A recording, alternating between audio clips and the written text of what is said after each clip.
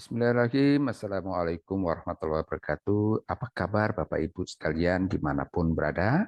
Kali ini saya ingin berbagi pengalaman, ya, berbagi tips tentang bagaimana menjadi pengajar yang bertalenta.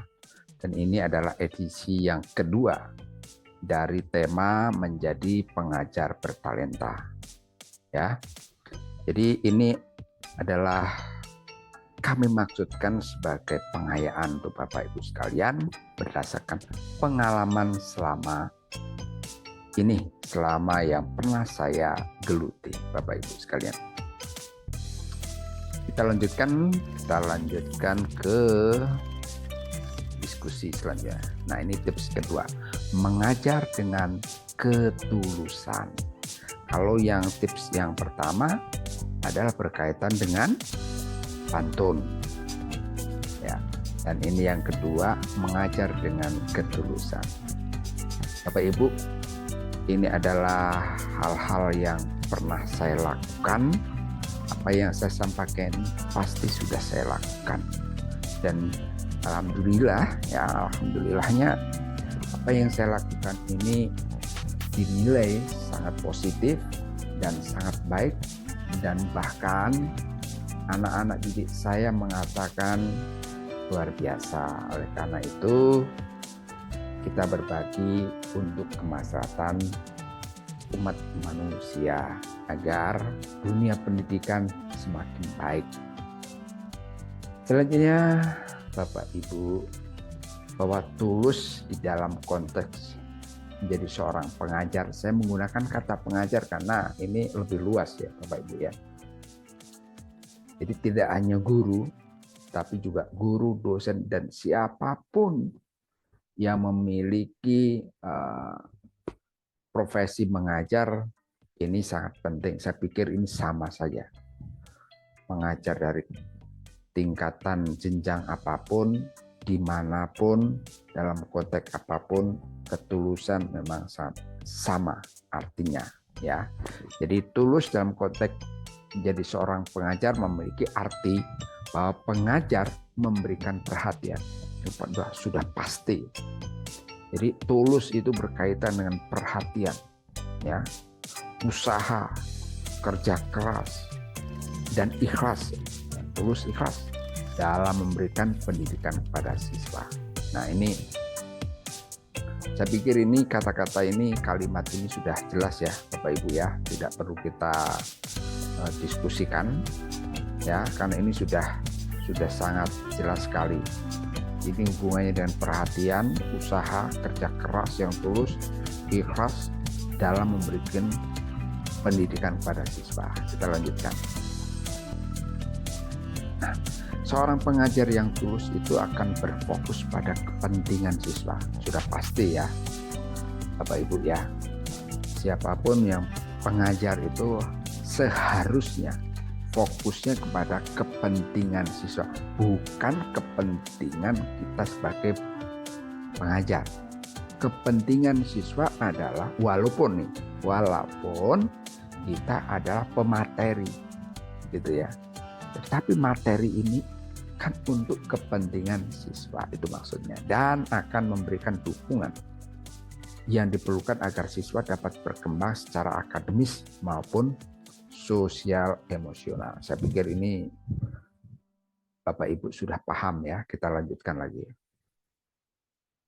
Nah, dalam hal ini tulus sebagai seorang pengajar juga mencakup kemampuan untuk menghargai dan memahami siswa secara individual. Nah, kita akan mampu memberikan ketulusan, perhatian manakala kita mampu memahami individu-individu. Ini berdasarkan pengalaman saya pribadi sejak tahun 2006. Ya, 2006. Ini saya berikan contoh Bapak Ibu. Tahun 2006 saya pertama kali saya mengajar anak SMK kelas 2. Saya memberikan perhatian yang penuh empati kepada kepentingan mereka, dan dalam waktu yang tidak terlalu lama, karena saya hanya mengajar mengajar seminggu sekali, dan itu hanya 2 jam. Ya, dalam 3 kali pertemuan saya dinobatkan menjadi guru terfavorit mereka. Nah, ini luar biasa. Saya tidak menyangka, sama sekali saya tidak menyangka, dan banyak guru yang 20 tahun mengajar, mereka cemburu pada saya. Apa yang bilang, Bapak baru ngajar 3 kali, sudah dinobatkan sebagai guru terfavorit mereka, kata si ibu guru tadi. Saya yang 20 tahun boro-boro, katanya. Nah, ini apa yang terlintas di benak saya. Saya kembali ke masa yang dulu. Ada satu mahasiswa yang berani berkata, ya, wanita, dan dia mengatakan, Bapak, andaikan saja saya ketemu dengan Bapak dari sejak kelas 1, bahkan mungkin SMP dulu, mungkin saat ini saya sudah menjadi siswa terbaik. Waduh, luar biasa. Saya bengong, Bapak Ibu, dengan ungkapan kalimat seperti itu. Saya tanya, saya penasaran, loh, kenapa kiranya? Karena baru kali ini saya temukan sosok guru yang sangat peduli dengan kamu, menjelaskan dengan jelas apa tujuan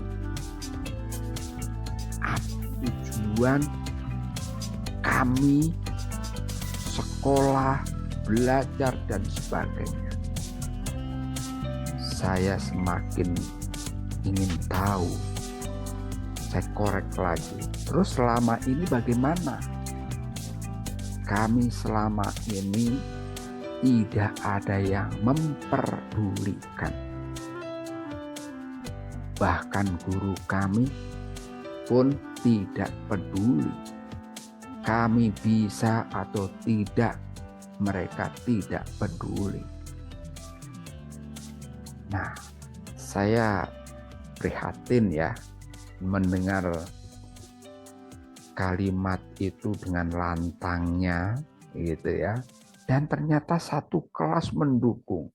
Betul Bapak, andaikan saja kami ketemu dengan Bapak dari dulu, maka kami sudah menjadi siswa yang terbaik. Wow.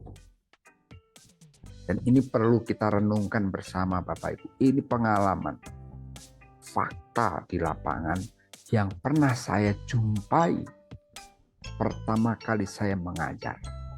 Oleh karena itu saya dinobatkan menjadi guru terfavorit. Padahal dulu sedang latihan menjadi guru. Belum menjadi guru. Baru latihan menjadi guru. Nah, Bapak Ibu sekalian, itu karena ketulusan lahir, kepedulian lahir. Mereka bisa menilai Bapak Ibu. Ketulusan tidak bisa direkayasa, dibuat-buat, ya.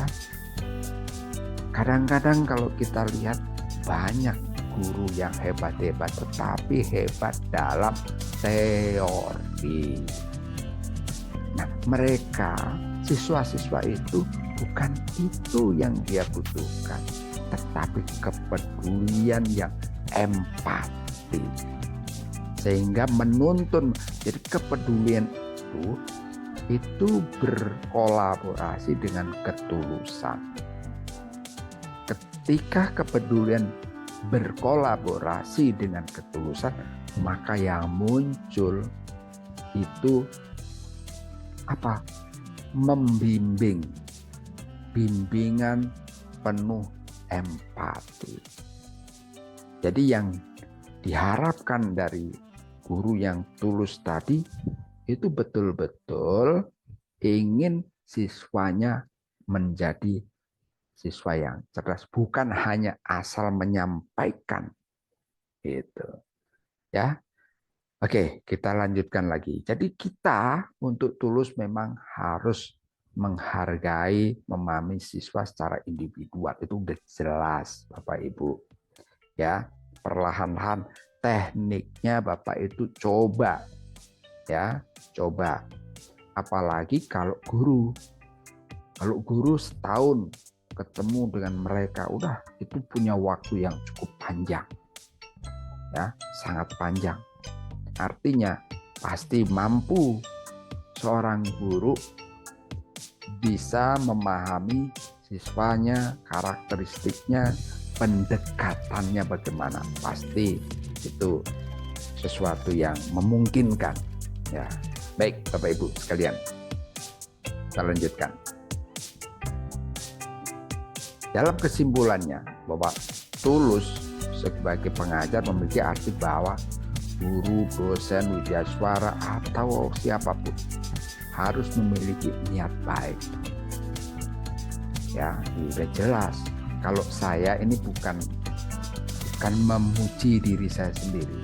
Pertama-tama niat saya itu bukan uang sama sekali. Saya belum pernah mengajar yang di otak saya itu uang, ya kan? Tapi bagaimana saya bisa tampil memukau di depan mereka dan mereka juga antusias dalam belajar, karena dengan antusias maka proses pembelajaran akan mencapai nilai-nilai strategis. Apa itu nilai strategis? Menurut Prof. Toto, ya tujuan yang ingin dicapai dalam proses pembelajaran itu. Kiranya itu Bapak Ibu. Ya, kita lanjutkan lagi.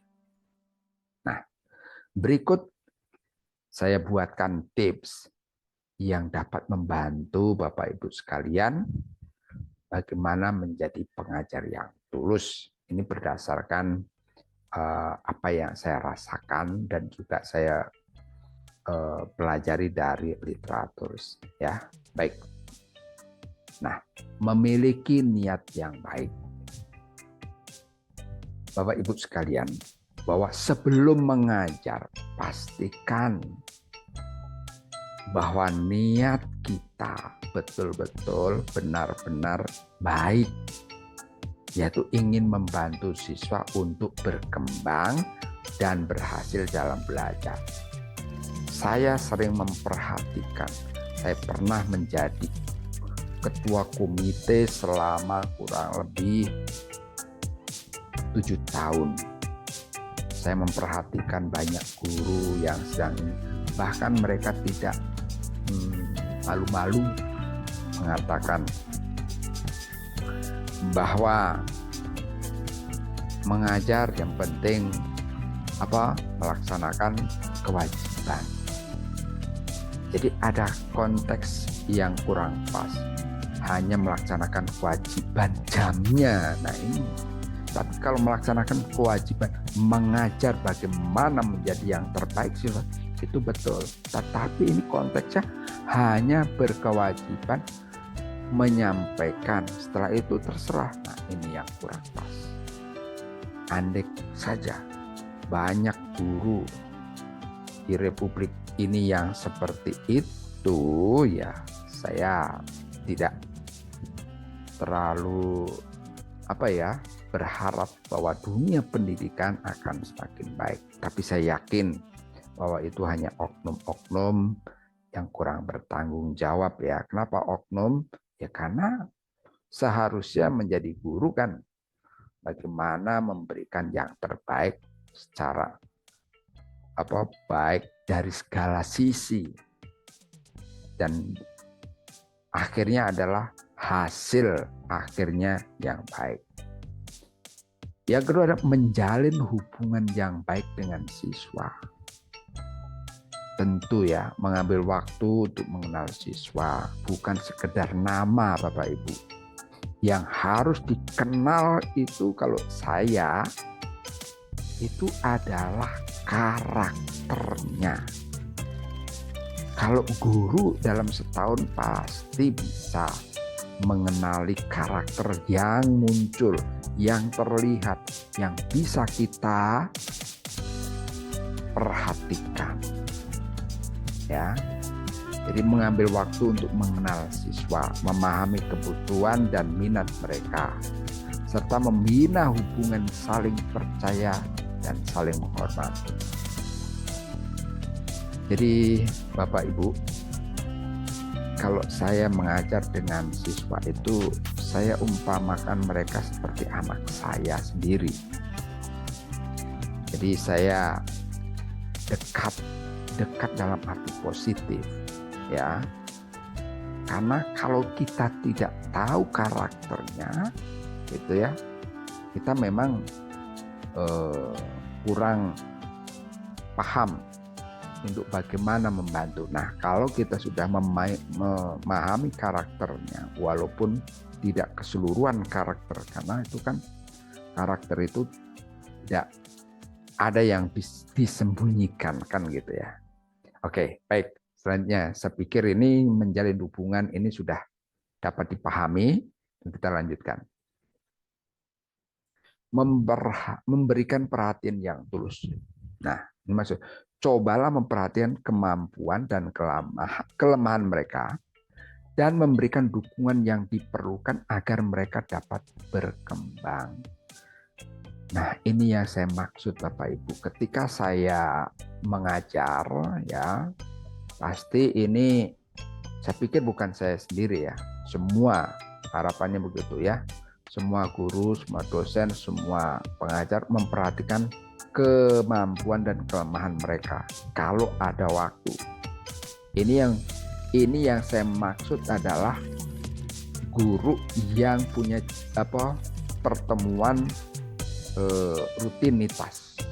Kalau pelatihan ya kalau sekali gimana kita mau memberikan perhatian yang empati ya.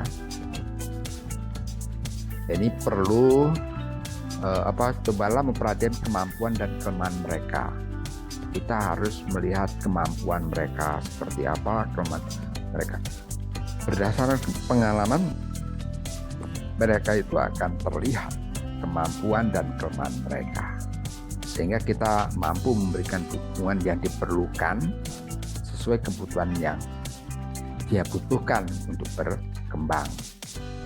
Terutama perkembangan yang mereka berkembang di sini sesuai dengan materi tuntutan dari kurikulum, tuntutan dari materi yang kita ajarkan.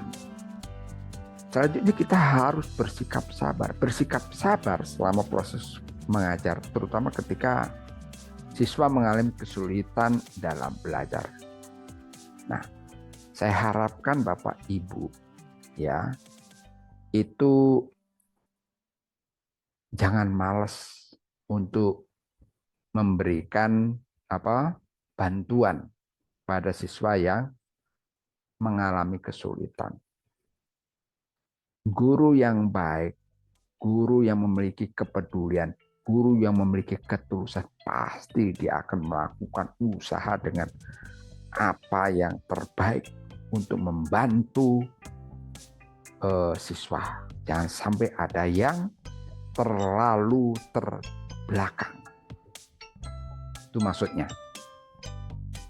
Jadi kecuali anak itu tidak bisa didekati, anak itu nggak mau didekati, tidak mau dilatih. Tapi saya rasa itu jarang.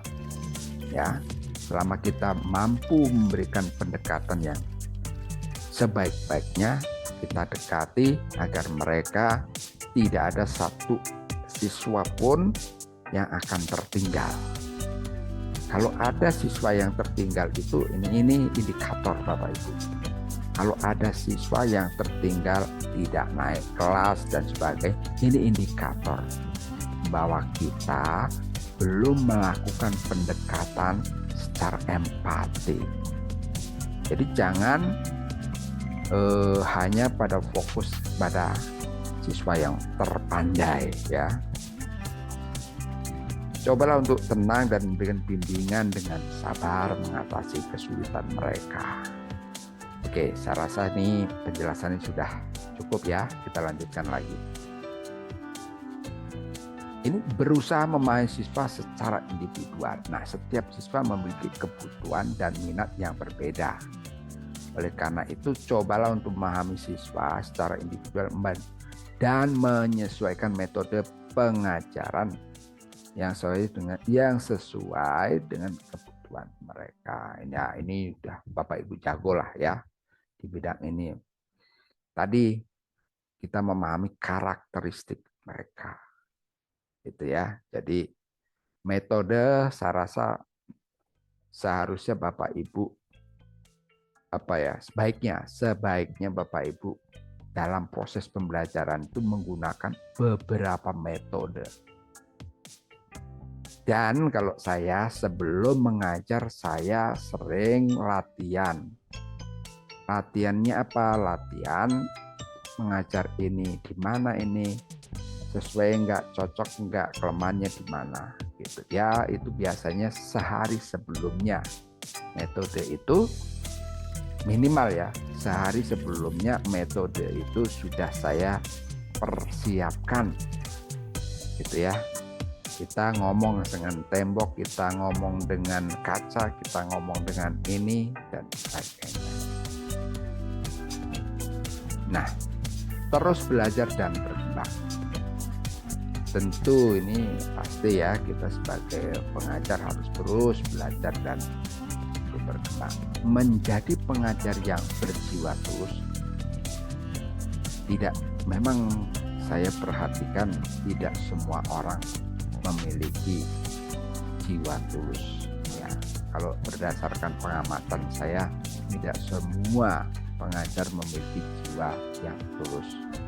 Nah, tetapi bagaimana agar kita semua memiliki jiwa yang tulus? Nah, menjadi pengajar yang berjiwa dapat dipelajari dengan cara meningkatkan pemahaman dalam bidang filosofi kehidupan. Ini saya 100% Bapak Ibu. Maksudnya begini Bapak Ibu, proses pembelajaran adalah bagaimana kita mengajar anak manusia. Kalau seorang pengajar memahami tentang filosofi kehidupannya baik, saya yakin pengajar itu dia akan pintar dalam memberikan pengajaran kepada siswa-siswa. Dia akan memiliki jiwa yang tulus. Nah, jadi kalau Bapak Ibu belum memahami filosofi kehidupan, maka saya pikir Bapak Ibu belajarlah memahami tentang filosofi kehidupan. Ya, untuk apa kita hidup, kemana setelah tidak hidup di dunia, kembali ke sana. Dan itu pemahaman yang seperti itu tidak mudah Bapak Ibu. Memahami dengan penuh empati, dan itu membutuhkan renungan. Ya. Jadi semakin baik pemahaman kita tentang filosofi kita kehidupan, pengajar akan semakin baik dalam memberikan pengajaran. Ini berdasarkan pengalaman saya, dan saya dinobatkan dari adik-adik kita menjadi guru terfavorit, menjadi ini. Itu ya berdasarkan yang saya rasa karena saya memahami tentang filosofi kehidupan itu sendiri. Nah, dalam kesimpulannya, menjadi pengajar yang tulus membutuhkan niat baik, empati, dan pemahaman filosofi kehidupan yang semakin baik. Dengan memiliki seperangkat itu, maka berpotensi menjadi pengajar yang karismatik di mata siswa. Ketulusan adalah ruh dalam proses pembelajaran. Nah, Bapak Ibu sekalian yang saya hormati, sampai di penghujung pertemuan kita. Semoga apa yang saya sampaikan ini kalau baik ya silakan digunakan, karena apa yang saya sampaikan ini sifatnya adalah pengayaan ya, bagaimana agar Bapak Ibu menjadi idola bagi siswa-siswi Bapak Ibu sekalian. Naik bus berjajar-jajar, jadi guru haruslah sabar. Pergi berlayar ke kota Kudus, jadilah pengajar yang berjiwa tulus. Kita tepuk tangan dulu Bapak Ibu sekalian sebagai apresiasi kepada kita sendiri ya, agar kita selalu bersemangat memberikan yang terbaik untuk anak cucu bangsa Indonesia. Dan saya akhiri, mohon maaf lahir batin. Assalamualaikum warahmatullahi wabarakatuh. Terima kasih.